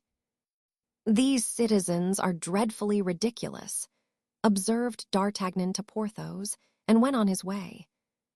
5 minutes afterward, he entered the Hotel of La Chevrette, where pretty Madeleine, the hostess, came to him. "My dear Mistress Turquoine," said the Gascon, "if you happen to have any money, lock it up quickly. If you happen to have any jewels, hide them directly. If you happen to have any debtors, make them pay you, or any creditors, don't pay them." "Why, prithee?" asked Madeleine. "Because Paris is going to be reduced to dust and ashes like Babylon, of which you have no doubt heard tell. And are you going to leave me at such a time? This very instant. And where are you going? Ah, if you could tell me that, you would be doing me a service. Ah, me. Ah, me. Have you any letters for me?" inquired D'Artagnan, wishing to signify to the hostess that her lamentations were superfluous, and that therefore she had better spare him demonstrations of her grief. "There's one just arrived," and she handed the letter to D'Artagnan. "From Athos," cried D'Artagnan, recognizing the handwriting. "Ah," said Porthos, "let us hear what he says." D'Artagnan opened the letter and read as follows. "Dear D'Artagnan, dear Du Vallon, my good friends, perhaps this may be the last time that you will ever hear from me. Aramis and I are very unhappy, but God, our courage, and the remembrance of our friendship sustain us. Think often of Raoul. I entrust to you certain papers which are at Blois, and in 2 months and a half, if you do not hear of us, take possession of them. Embrace, with all your heart, the Vicomte, for your devoted friend. ATHOS. "I believe, by heaven," said D'Artagnan, "that I shall embrace him since he's upon our road, and if he is so unfortunate as to lose our dear Athos, from that very day he becomes my son. And I," said Porthos, "shall make him my sole heir. Let us see, what more does Athos say? Should you meet on your journey a certain Monsieur Mordaunt, distrust him. In a letter I cannot say more." "Monsieur Mordaunt," exclaimed the Gascon, surprised. "Monsieur Mordaunt." "'Tis well," said Porthos. "We shall remember that, but see, there is a postscript from Aramis." "So there is," said D'Artagnan, and he read, "We conceal the place where we are, dear friends, knowing your brotherly affection, and that you would come and die with us were we to reveal it." "Confound it," interrupted Porthos, with an explosion of passion which sent Mousqueton to the other end of the room. "Are they in danger of dying?" D'Artagnan continued. "Athos bequeaths to you Réal, and I bequeath to you my revenge. If by any good luck you lay your hand on a certain man named Mordaunt, tell Porthos to take him into a corner and to wring his neck. I dare not say more in a letter. Aramis. If that is all, it is easily done," said Porthos. "On the contrary," observed D'Artagnan, with a vexed look, "it would be impossible." "How so?" "It is precisely this Monsieur Mordaunt whom we are going to join at Boulogne, and with whom we cross to England." "Well, suppose instead of joining this Monsieur Mordaunt we were to go and join our friends," said Porthos, with a gesture fierce enough to have frightened an army. "I did think of it, but this letter has neither date nor postmark." "True," said Porthos. And he began to wander about the room like a man, beside himself, gesticulating and half drawing his sword out of the scabbard. As to D'Artagnan, he remained standing like a man in consternation, with the deepest affliction depicted on his face. "Ah, this is not right. Athos insults us. He wishes to die alone. It is bad, bad, bad." Mousqueton, witnessing this despair, melted into tears in a corner of the room. "Come," said D'Artagnan, "all this leads to nothing. Let us go on. We will embrace Réal, and perhaps he will have news of Athos." "Stop, an idea!" cried Porthos. "Indeed, my dear D'Artagnan, I don't know how you manage, but you are always full of ideas. Let us go and embrace Réal." "Woe to that man who should happen to contradict my master at this moment," said Mousqueton to himself. "I wouldn't give a farthing for his life." They set out. On arriving at the Rue Saint-Denis, the friends found a vast concourse of people. It was the Duc de Beaufort, who was coming from the Vendomois and whom the coadjutor was showing to the Parisians, intoxicated with joy. With the Duke's aid, they already considered themselves invincible. The two friends turned off into a side street to avoid meeting the prince, and so reached the Saint-Denis gate.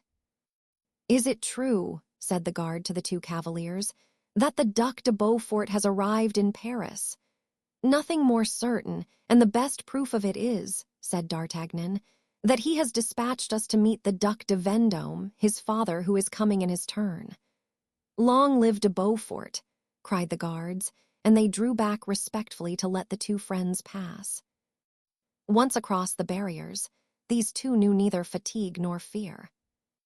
Their horses flew, and they never ceased speaking of Athos and Aramis. The camp had entered Saint-Omer. The friends made a little detour and went to the camp, and gave the army an exact account of the flight of the king and queen. They found Réal near his tent, reclining on a truss of hay, of which his horse stole some mouthfuls. The young man's eyes were red, and he seemed dejected.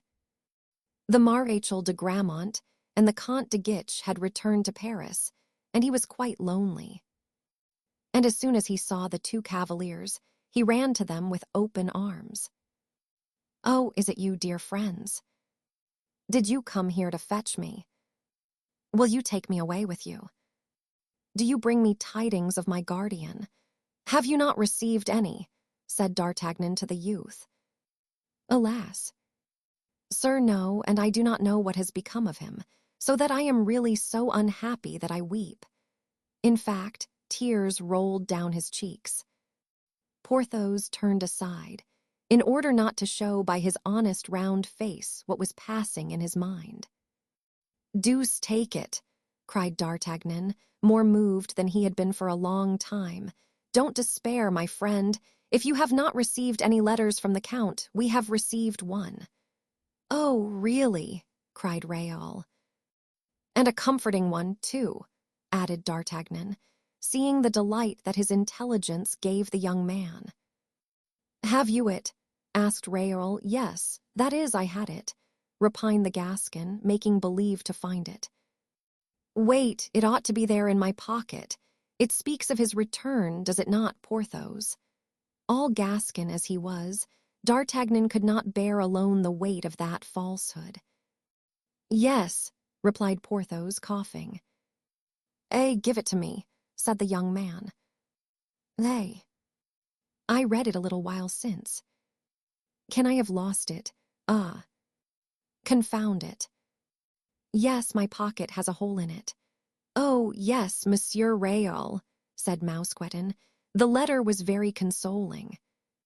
These gentlemen read it to me, and I wept for joy. But at any rate, you know where he is, Monsieur d'Artagnan?" asked Raoul, somewhat comforted. "Ah, that's the thing," replied the Gascon. "Undoubtedly I know it, but it is a mystery. Not to me, I hope. No, not to you, so I am going to tell you where he is." Porthos devoured D'Artagnan with wondering eyes.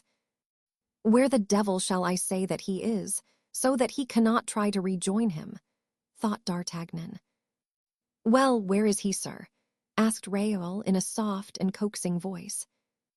"He is at Constantinople, among the Turks," exclaimed Raoul, alarmed. "Good heavens! How can you tell me that? Does that alarm you?" cried D'Artagnan. "Pooh! What are the Turks to such men as the Comte de la Fere and the Abbé de Herblay?"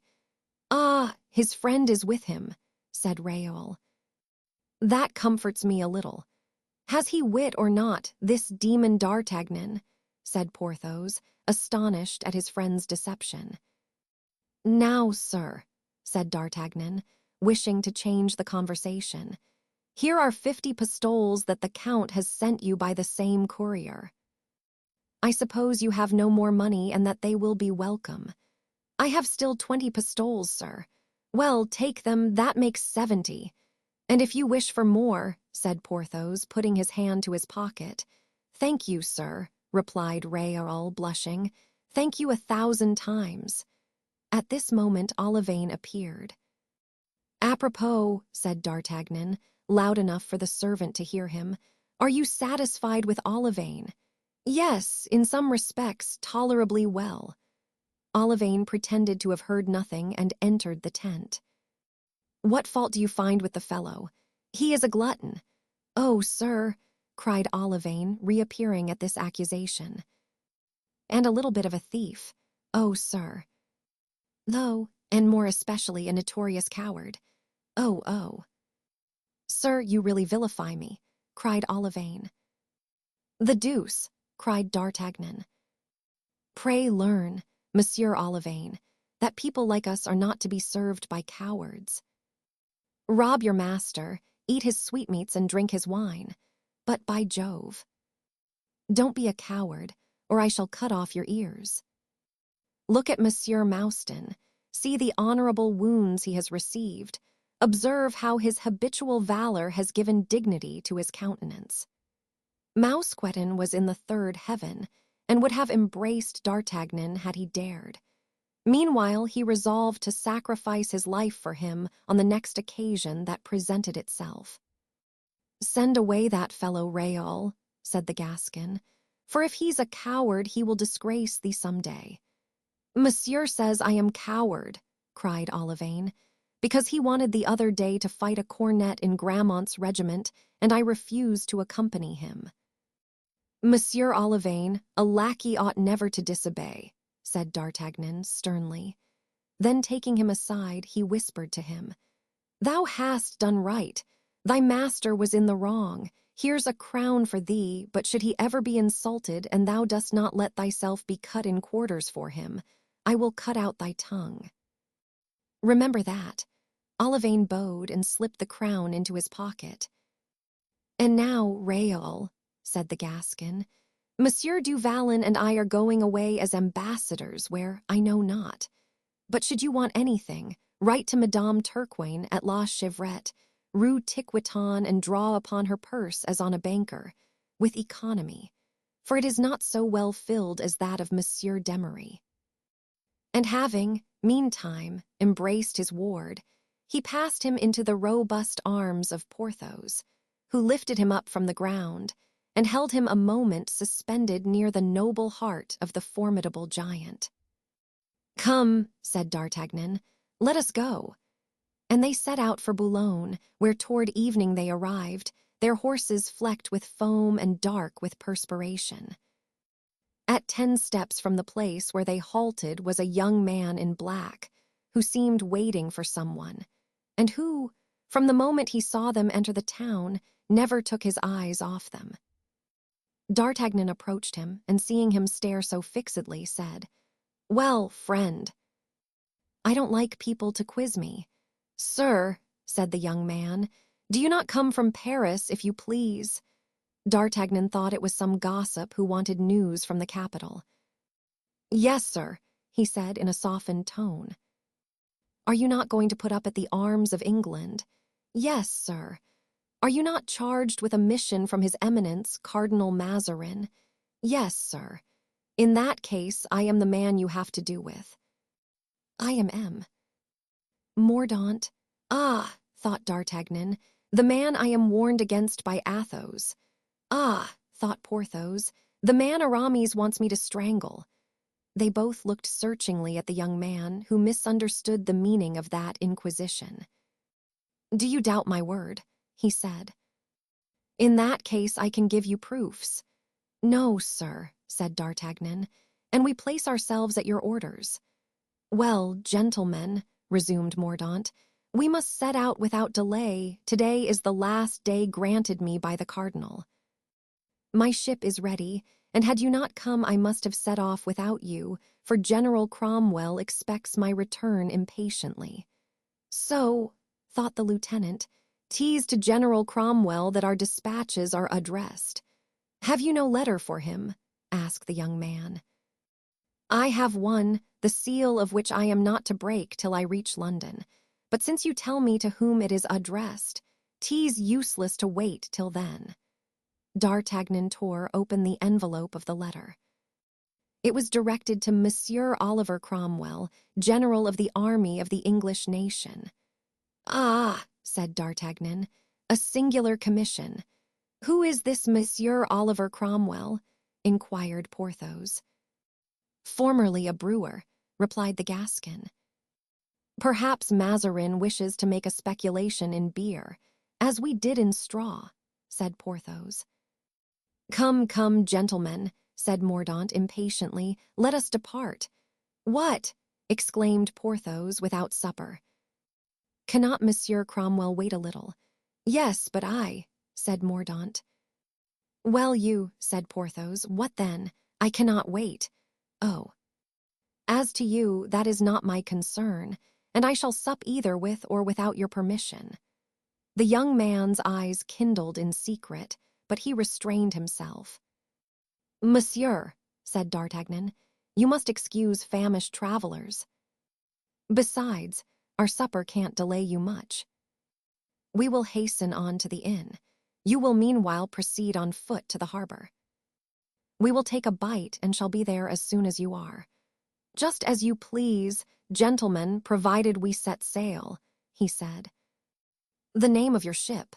inquired D'Artagnan. "The Standard. Very well, in half an hour we shall be on board." And the friends, spurring on their horses, rode to the hotel, the Arms of England. "What do you say of that young man?" asked D'Artagnan as they hurried along. "I say that he doesn't suit me at all," said Porthos, "and that I feel a strong itching to follow Aramis's advice." "By no means, my dear Porthos. That man is a messenger of General Cromwell. It would ensure for us a poor reception, I imagine, should it be announced to him that we had twisted the neck of his confidant." "Nevertheless," said Porthos, "I have always noticed that Aramis gives good advice." "Listen," returned D'Artagnan, "when our embassy is finished." "Well, if it brings us back to France, well, we shall see." At that moment the two friends reached the hotel Arms of England, where they supped with hearty appetite and then at once proceeded to the port. There they found a brig ready to set sail, upon the deck of which they recognized Mordaunt walking up and down impatiently. "It is singular," said D'Artagnan, whilst the boat was taking them to the Standard. "It is astonishing how that young man resembles someone I must have known, but who it was I cannot yet remember." A few minutes later they were on board, but the embarkation of the horses was a longer matter than that of the men, and it was 8 o'clock before they raised anchor. The young man stamped impatiently and ordered all sail to be spread. Porthos, completely used up by 3 nights without sleep and a journey of 70 leagues on horseback, retired to his cabin and went to sleep. D'Artagnan, overcoming his repugnance to Mordaunt, walked with him upon the deck and invented 100 stories to make him talk.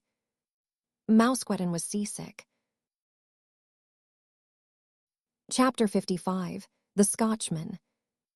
And now our readers must leave the Standard to sail peaceably, not toward London, where D'Artagnan and Porthos believed they were going, but to Durham, whither Mordaunt had been ordered to repair by the letter he had received during his sojourn at Boulogne, and accompany us to the royalist camp on this side of the Tyne, near Newcastle.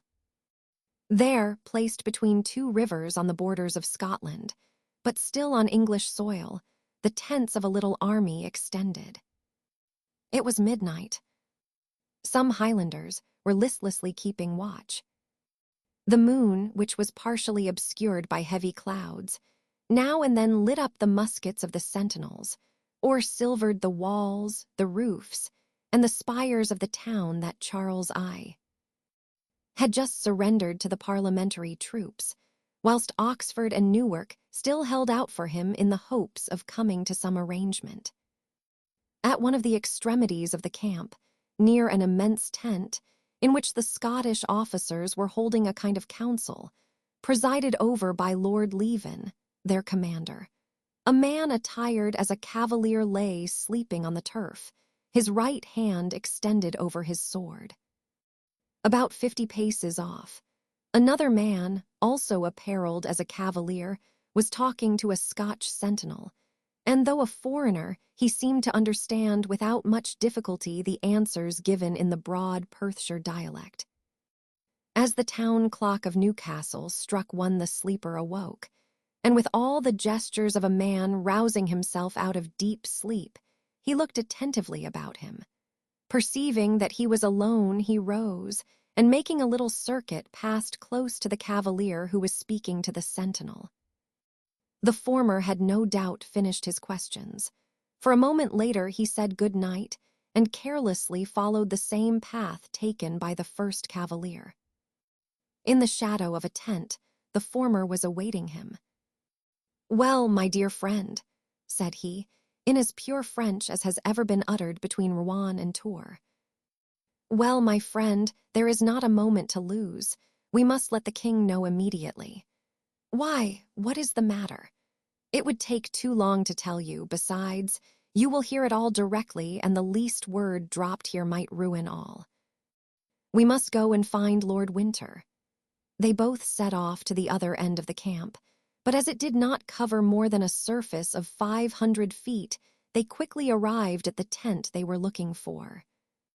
"Tony, is your master sleeping?" said one of the 2 cavaliers to a servant who was lying in the outer compartment, which served as a kind of anteroom. "No, Monsieur le Comte," answered the servant. "I think not, or at least he has not long been so, for he was pacing up and down for more than 2 hours after he left the king, and the sound of his footsteps has only ceased during the last 10 minutes. However, you may look and see, added the lackey, raising the curtained entrance of the tent. Lord Winter was seated near an aperture, arranged as a window to let in the night air, his eyes mechanically following the course of the moon, intermittently veiled, as we before observed, by heavy clouds. The two friends approached Winter, who, with his head on his hands, was gazing at the heavens. He did not hear them enter and remained in the same attitude till he felt a hand upon his shoulder. He turned around, recognized Athos and Aramis, and held out his hand to them. "Have you observed," said he to them, "what a blood-red color the moon has tonight?" "No," replied Athos. "I thought it looked much the same as usual." "Look again, Chevalier," returned Lord Winter. "I must own," said Aramis, "I am like the Comte de la Fere. I can see nothing remarkable about it." "My lord," said Athos, "in a position so precarious as ours, we must examine the earth and not the heavens." "Have you studied our Scotch troops, and have you confidence in them?" "The Scotch?" inquired Winter. "What Scotch?" "Ours, egad," exclaimed Athos. "Those in whom the king has confided, Lord Leven's Highlanders." "No," said Winter, then he paused. "But tell me, can you not perceive the russet tint which marks the heavens?" "Not the least in the world," said Aramis and Athos at once.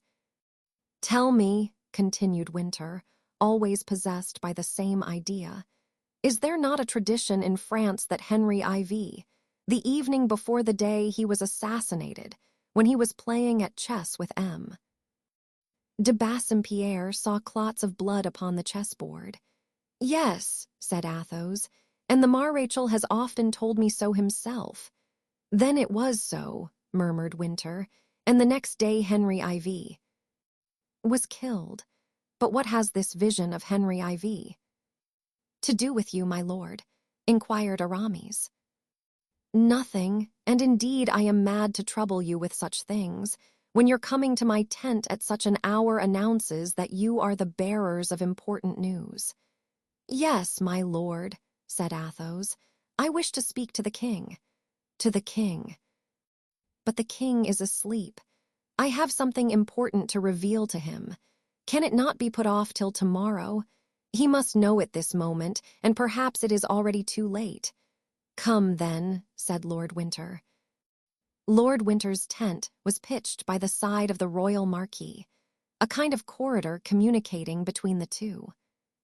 This corridor was guarded, not by a sentinel, but by a confidential servant, through whom, in case of urgency, Charles could communicate instantly with his faithful subject. "These gentlemen are with me," said Winter. The lackey bowed and let them pass. As he had said, on a camp bed, dressed in his black doublet, booted, unbelted, with his felt hat beside him, lay the king, overcome by sleep and fatigue. They advanced, and Athos, who was the first to enter, gazed a moment in silence on that pale and noble face, framed in its long and now untidy matted hair, the blue veins showing through the transparent temples, his eyes seemingly swollen by tears. Athos sighed deeply. The sigh woke the king, so lightly did he sleep. He opened his eyes. "Ah," said he, raising himself on his elbow, "is it you, Comte de la Fere?" "Yes, sire," replied Athos. "You watch while I sleep, and you have come to bring me some news." "Alas, sire," answered Athos, "your majesty has guessed aright. It is bad news." "Yes, sire. Never mind, the messenger is welcome." "You never come to me without conferring pleasure. You whose devotion recognizes neither country nor misfortune, you who are sent to me by Henrietta, whatever news you bring, speak out." "Sire, Cromwell has arrived this night at Newcastle." "Ah!" exclaimed the king, "to fight?" "No, sire, but to buy your majesty." "What did you say?" "I said, sire, that 400,000 pounds are owing to the Scottish army." "For unpaid wages, yes, I know it." For the last year, my faithful Highlanders have fought for honor alone." Athos smiled. "Well, sir, though honor is a fine thing, they are tired of fighting for it, and tonight they have sold you for 200,000 pounds. That is to say, for half what is owing them." "Impossible!" cried the king. "The Scotch sell their king for 200,000 pounds. And who is the Judas who has concluded this infamous bargain? Lord Leven." "Are you certain of it, sir? I heard it with my own ears." The king sighed deeply, as if his heart would break, and then buried his face in his hands. "Oh, the Scotch," he exclaimed. "The Scotch I called my faithful, to whom I trusted myself when I could have fled to Oxford. The Scotch, my brothers. But are you well assured, sir? Lying behind the tent of Lord Leven, I raised it and saw all, heard all. And when is this to be consummated? Today, this morning, so your majesty must perceive there is no time to lose." "To do what?" "Since you say I am sold. To cross the Tyne, reach Scotland and rejoin Lord Montrose, who will not sell you. And what shall I do in Scotland? A war of partisans, unworthy of a king. The example of Robert Bruce will absolve you, sire. No, no. I have fought too long. They have sold me, they shall give me up, and the eternal shame of treble treason shall fall on their heads." "Sire," said Athos, "perhaps a king should act thus, but not a husband and a father. I have come in the name of your wife and daughter and of the children you have still in London, and I say to you, live, sire, it is the will of heaven." The king raised himself, buckled on his belt, and passing his handkerchief over his moist forehead, said, "Well, what is to be done? Sire, have you in the army one regiment on which you can implicitly rely?" "Winter," said the king, "do you believe in the fidelity of yours?" "Sire, they are but men, and men are become both weak and wicked." "I will not answer for them. I would confide my life to them, but I should hesitate ere I trusted them with your majesty. S." "Well," said Athos, "since you have not a regiment, we are 3 devoted men." "It is enough. Let your majesty mount on horseback and place yourself in the midst of us. We will cross the Tyne, reach Scotland, and you will be saved." "Is this your counsel also, Winter?" inquired the king. "Yes, sire, and yours, Monsieur de Herblay." "Yes, sire, as you wish then." "Winter, give the necessary orders." Winter then left the tent. In the meantime, the king finished his toilet. The first rays of daybreak penetrated the aperture of the tent as Winter re-entered it. "All is ready, sire," said he. "For us also?" inquired Athos. "Grimaud and Blaisois are holding your horses, ready saddled." "In that case," exclaimed Athos, "let us not lose an instant, but set off."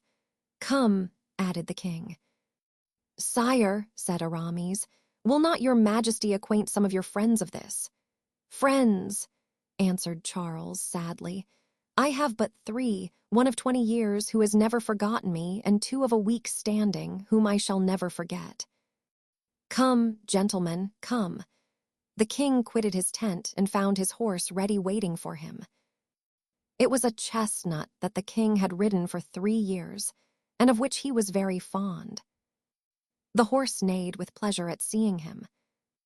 "Ah," said the king, "I was unjust. Here is a creature that loves me. You at least will be faithful to me, Arthur."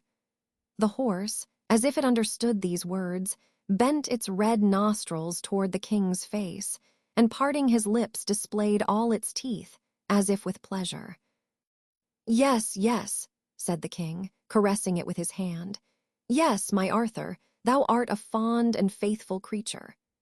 After this little scene, Charles threw himself into the saddle, and turning to Athos, Aramis, and Winter, said, "Now, gentlemen, I am at your service." But Athos was standing with his eyes fixed on a black line which bordered the banks of the Tyne and seemed to extend double the length of the camp. "What is that line?" cried Athos, whose vision was still rather obscured by the uncertain shades and demi-tints of daybreak. "What is that line?" I did not observe it yesterday. It must be the fog rising from the river, said the king.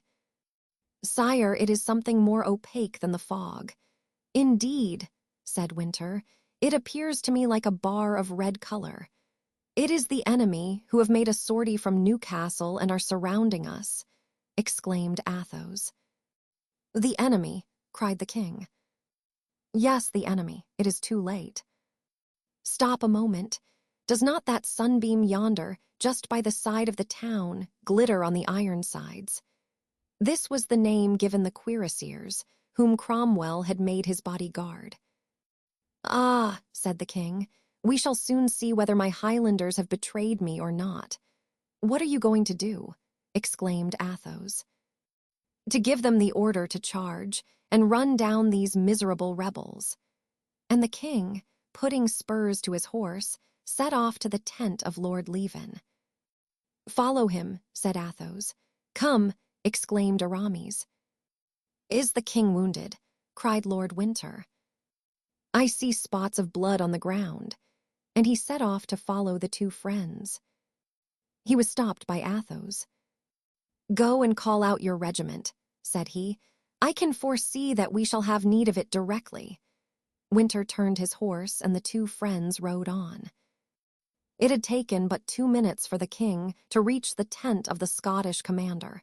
He dismounted and entered. The general was there, surrounded by the more prominent chiefs. The king, they exclaimed as all rose in bewilderment. Charles was indeed in the midst of them, his hat on his head, his brows bent, striking his boot with his riding whip. Yes, gentlemen, the king in person, the king who has come to ask for some account of what has happened. What is the matter, sire? Exclaimed Lord Leven. It is this, sir, said the king angrily, that General Cromwell has reached Newcastle, that you knew it and I was not informed of it, that the enemy have left the town and are now closing the passages of the Tyne against us, that our sentinels have seen this movement and I have been left unacquainted with it, that, by an infamous treaty you have sold me for £200,000 to Parliament. Of this treaty, at least, I have been warned. This is the matter, gentlemen, answer and exculpate yourselves, for I stand here to accuse you. Sire, said Lord Leven, with hesitation, sire, your majesty has been deceived by false reports. My own eyes have seen the enemy extend itself between myself and Scotland, and I can almost say that with my own ears I have heard the clauses of the treaty debated. The Scotch chieftains looked at each other in their turn with frowning brows. Sire, murmured Lord Leven, crushed by shame, sire, we are ready to give you every proof of our fidelity. I ask but one, said the king. Put the army in battle array and face the enemy. That cannot be, sire, said the earl. How cannot be? What hinders it? Exclaimed the king. Your majesty is well aware that there is a truce between us and the English army. And if there is a truce, the English army has broken it by quitting the town, contrary to the agreement which kept it there. Now, I tell you, you must pass with me through this army across to Scotland, and if you refuse, you may choose betwixt two names, which the contempt of all honest men will brand you with. You are either cowards or traitors. The eyes of the Scotch flashed fire, and as often happens on such occasions, from shame they passed to effrontery, and two heads of clans advanced upon the king. Yes, said they, we have promised to deliver Scotland and England from him, who for the last 25 years has sucked the blood and gold of Scotland and England. We have promised, and we will keep our promise. Charles Stuart, you are our prisoner. And both extended their hands as if to seize the king, but before they could touch him with the tips of their fingers, both had fallen, one dead, the other stunned. Aramis had passed his sword through the body of the first, and Athos had knocked down the other with the butt end of his pistol. Then, as Lord Leven and the other chieftains recoiled before this unexpected rescue, which seemed to come from heaven for the prince they already thought was their prisoner. Athos and Aramis dragged the king from the perjured assembly into which he had so imprudently ventured, and throwing themselves on horseback, all three returned at full gallop to the royal tent. On their road, they perceived Lord Winter marching at the head of his regiment. The king motioned him to accompany them,